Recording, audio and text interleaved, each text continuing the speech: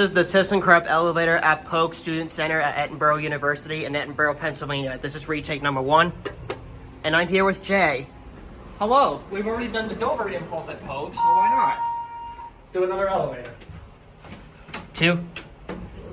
Door close button works.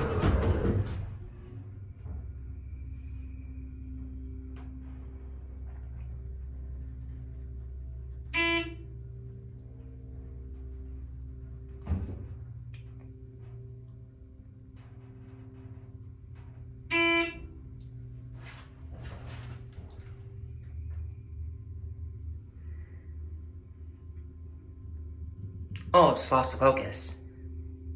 What the heck? It did it again. Come on. Alright. Level. Good job. There we go. It takes a long time to level.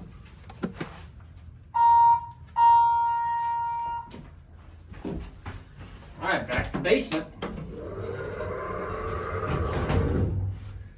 Let's get a cab view of this.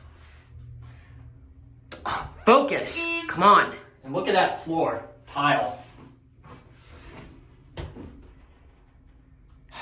Nice. There it goes. What do you think about this elevator, Jay? It's alright. Yeah.